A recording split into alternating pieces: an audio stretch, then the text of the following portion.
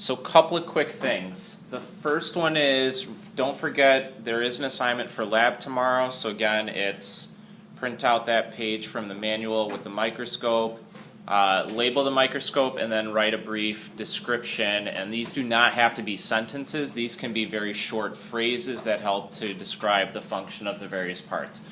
Bring those with you. I will grade them right away. And again, that's an individual one. Yes, there were issues. How many people had issues with seeing the pictures on the wiki? Son of a... okay. I don't know what the issue is because I tried fixing it and I was thinking maybe it was a Mac or PC thing, but the thing I noticed right away was that half the people that raised their hands had Macs. So that can't be the issue. I don't know what it is, but I hope those links worked at least to help out, and I'll make sure to do that in the future as well if that sort of thing persists. For Wednesday, I want to just give you a quick heads up of what you'll be doing for this assignment. This one's going to be an individual one, so everybody's got to submit it individually, but that doesn't mean you can't be sitting next to somebody working on it. It's a quiz, and I'm not going to grade it again based on how many answers you get correct. Actually, you can take it as many times as you want to. I'm going to grade it based on, do you actually take the time to do it?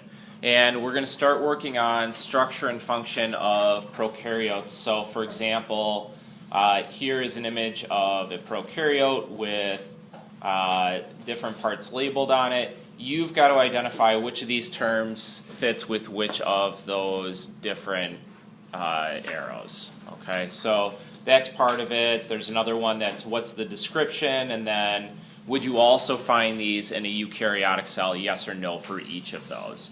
Again, I'm just grading based on have you taken the time to work on it. It looks like everybody did this assignment for today, so that's wonderful. Thank you for taking the time to do that. And now that I've made that announcement, let's see if there's anything else. Oh, one last thing I wanted to point out. If you miss lectures, I said I would tape them. If you want to re-listen to them, I said I would tape them. Down here under tools, there should be a link to a separate YouTube page that I have basically every single lecture from the morning and the afternoon session. I will be posting those roughly within a day of the lectures. So today should go up by this afternoon if I can remember to do it by then. All right. That's all I needed to say to get us started. Here's what I'm going to do. I'm going to have you guys go ahead and get into your groups that you were working with on the wiki. Feel free to spread out, move around. We're going to spend about 15 minutes. And while you guys are organizing, I'm going to draw a quick picture up on the board.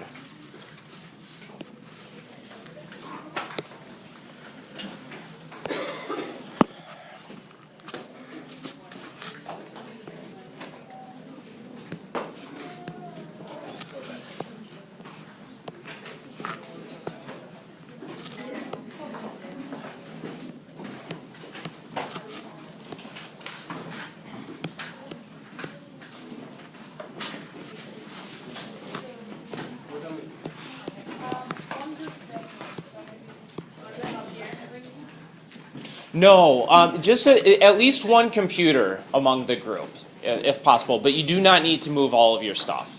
Thanks for asking.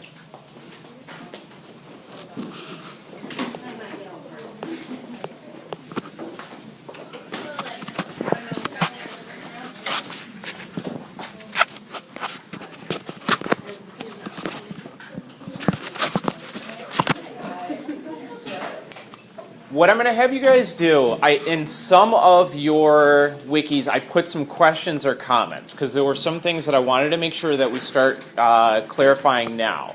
So we're going to take about 15 minutes. I'm going to have you do 3 things in your groups. First is take a look and make any corrections that need to be made based on the comments that I put in there. Okay, I have taken a look at all these. If there's no comments, it means it looks fine. Second thing, once you've done those comments, what I want you to do is for each of those different building blocks for amino acids, for nucleotides, for monosaccharides, and for fatty acids. I want you to add one additional piece of information, and it can go under any of those. It can go under the additional information. Maybe you're adding an extra functional group that you didn't notice the first time through. So that's the second part. And then the last part is I've drawn a molecule up here. This is a monosaccharide, so a simple sugar. What I want you to do is to tell me how many carbons, hydrogens, and oxygens are in this molecule. Okay? And we'll come back and talk about that afterward. I'm going to be walking around, so I will work to answer any questions that you have come up as you're going along. Any questions to start? All right, go ahead. Common issues. One, get out of your mind right now eukaryotes. Okay? This class is prokaryote, prokaryote, prokaryote. So in other words, a membrane, a cell wall, and a bag of stuff on the inside. Okay? No organelles. Second thing is sometimes folks were getting confused between like the monomer name and the polymer name. And that will just come with practice. Now, I did get asked one question about functional groups and like how do you identify them, or how you're just going to have to memorize them. And there's only 4 that I actually want you to memorize. So I'll write those down real quick. So one is the there we go. One's the hydroxyl group. OH. One is the amino or amine group, NH2. One is a carboxylic acid or carboxyl group. And this can be anything, so I'll just put R there. And then the last one is a phosphate.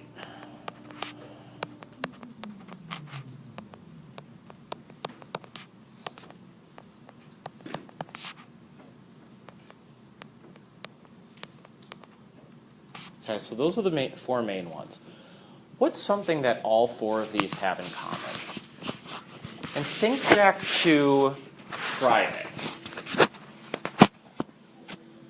Okay, so they all have hydrogen. What else? What's true about the hydrogens in there? What kind of bonds are they involved in? They're covalent. What type of covalent? Dig a little bit deeper. They're polar. In other words, all of these functional groups we consider to be reactive. And that's really important. Okay, this is what allows for allows for reactions to take place, is that reactivity of these functional groups. So the OH, that oxygen's got a partial negative charge. In NH2, both of the hydrogens would have partial positives, the nitrogen would have a partial negative. And then so on and so forth. So make sure you notice that in each of these cases, these are polar covalent bonds that are being created. So that was one big point. The other one you might see, and I might mention throughout the semester, but I'm not holding you to memorizing it right now, is the CH3 group, which is known as a methyl group. This is distinctly different from all other functional groups in that it is non-polar covalent bonds that make this one up. Those carbon-hydrogen bonds are non-polar. So it's non-reactive. And actually, methyl groups are oftentimes used as a way to, when we talk about expressing genes in cells, it's used to actually silence genes because it is a non-reactive molecule. So it turns off the expression of genes. That we'll come back to way later. Okay. Can I erase the functional groups real quick? Is that okay? All right, let's take a look at this molecule real quick. Carla pointed out the fact that it follows a traditional ratio that we expect to find for all monosaccharides. So carbon to hydrogen to oxygen, there's a 1 to 2 to 1 ratio here. If you didn't pick that out, the other way, the reason why I put this up was for you to start looking at these without the carbons, without some of those hydrogens labeled, so that you can identify everything that's in this molecule. So for example, and I'll go back and draw these in a different color, we've already got 1, 2, 3, 4, 5 hydrogens in hydroxyl groups already. We've got a carbon at this corner right here, which would be attached to 2 more hydrogens. So that's 7. Another one here, 8, 9, 10, 11, and I actually missed one before, 12. So those are our 12 hydrogens found there. 6 oxygens present, and then everything else that's unlabeled is a carbon. Are there any questions about this premise? I know I covered this in the mini lecture, but this is one area that I shorthand because it saves me time, and for anybody who's been in organic chemistry, it's a whole lot of an easier way to draw these molecules than to try and draw every single carbon, hydrogen, yada, yada, yada. All right. Let's see what I've got planned next. Okay. Erase all that real quick. How do we build macromolecules? So for example, how do we take 2 amino acids and form a polypeptide, or a protein ultimately? How does that occur?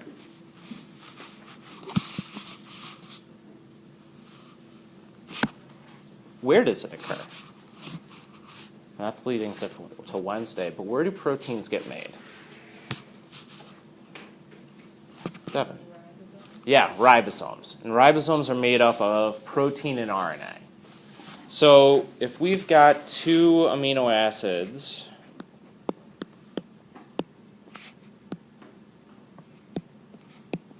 and I'm just going to label the side chains R here, just so it means any of those side chains.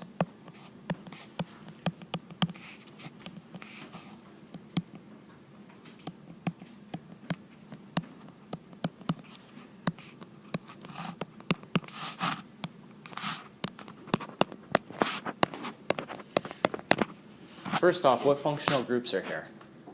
So this one is NH2. Amino. And other side? Hydroxyl. Hydroxyl and what else? What's this whole thing here? Carboxyl. Yeah. So identify that whole piece as our carboxyl. The name amino acid comes from the amino group and the carboxylic acid. That's where the name comes from. In the reactions that ribosomes drive, they drive dehydration reactions. And when we have dehydration, what are we lacking? We're lacking water. So that's exactly what comes out of these reactions. So we're going to take a quick look at a couple of examples here. One being the amino acids. In a dehydration reaction, what we have is the ribosome taking out water and then creating a covalent bond between these 2 amino acids. And in all cases, prokaryotes, eukaryotes, etc., it's always a carboxyl group being bound to an amino group in these cases. So we've got an OH here, reactive, as we've talked about. The oxygen is highly electronegative. This hydrogen here, partial positive charge.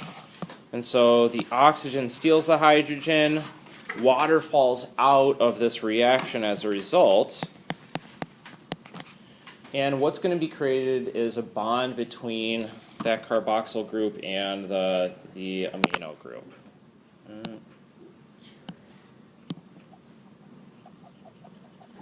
So we get a bond like that.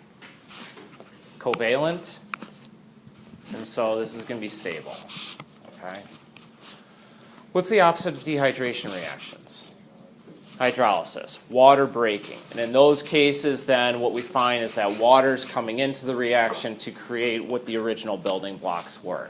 In eukaryotes, I know I already said we should get eukaryotes out of our mind, but eukaryotes, lysosomes are locations where these hydrolysis reactions are going to be taking place. Of course, in prokaryotes, it's just going to be in the cytoplasm where those reactions are taking place. What I want you guys to do is let's go to a fatty acid real quick. Create a new one. So in fatty acids, we've got hydroxyl group, or sorry, carboxyl group. What kind of fatty acid is this one? So is it saturated or unsaturated? Unsaturated, there's a double bond in there. Cis or trans unsaturated?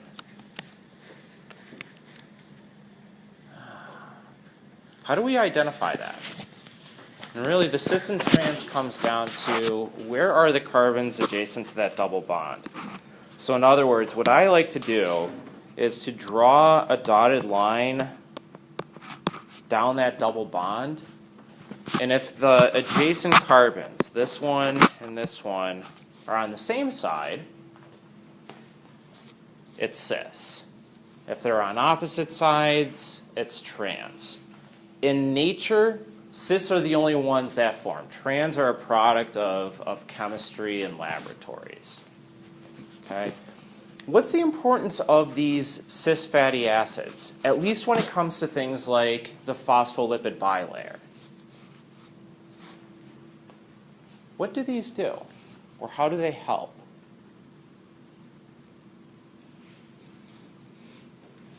All right, mull on that for a minute, we'll come back to it. What I want you to do is take this molecule here and show a dehydration reaction with a molecule of glycerol. So glycerol has 3 carbons.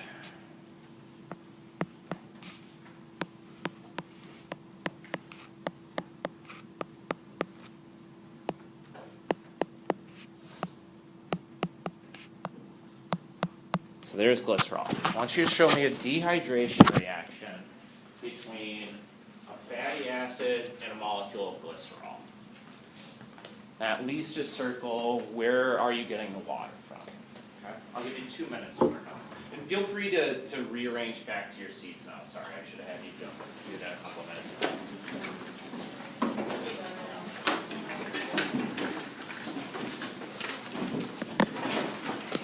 Is to talk about protein structure briefly. And again, one of the main themes here is reactive functional groups. So polarity plays a really big structure, or really big role in the structure of a protein. We have 4 levels of protein structure.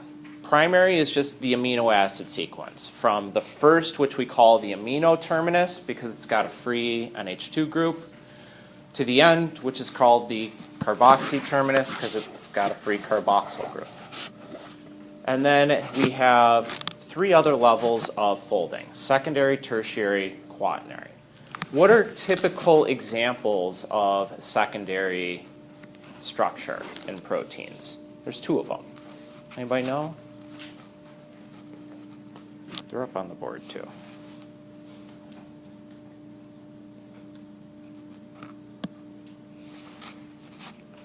Somebody just read this word for me. Thank you. Okay. Helix, great answer. That's one. What's the other type? Beta pleated sheets. Perfect. So those are the 2 main secondary structures. What holds these secondary structures together? First thing I want to note is these here are representing dashed lines, and actually these are. There we go. What do dashed lines indicate when it comes to bonding? Good, hydrogen bonds. So it's hydrogen bonds that hold these together. What I want you to pay attention to is the fact that these hydrogen bonds that are holding them together, they're between a hydrogen and an amino group and an oxygen from a carboxyl group that are from different amino acids. Okay, we call this local folding because in the case of an alpha helices, every about 4 or 5 amino acids are hydrogen bonded together. So these are pretty close these are interactions between closely aligned amino acids. And then we've got a number of different folding patterns or a number of different interactions that can contribute to tertiary structure. So we've got more hydrogen bonding. Ionic bonding can take place as well between amino acids that are positively and negatively charged at the pH where the amino acid is found. We can get hydrophobic interactions, and usually we think of these interactions as more just a bunch of hydrophobic or nonpolar side chains of those amino acids interacting with each other to exclude water. And all these tertiary interactions are occurring just with those side chains, those R groups. And then the last is actually a covalent bond. Disulfide bridges or disulfide bonds will also contribute to the structure. And out of those 4 that I just mentioned, the disulfide are by far the strongest because they are covalent bonds. The other 3 are all more intermolecular interactions. Not all proteins have quaternary structure. We only find quaternary structures when 2 or more polypeptides that are made independently of one another come and have tertiary interactions between each other. All right. So that's the last one I wanted to point out for today. I do have office hours today, 2 to 3:30. Otherwise, I'll see you in lab tomorrow, and then get ready to talk actually about bacteria finally on Wednesday. All right. Have a great day.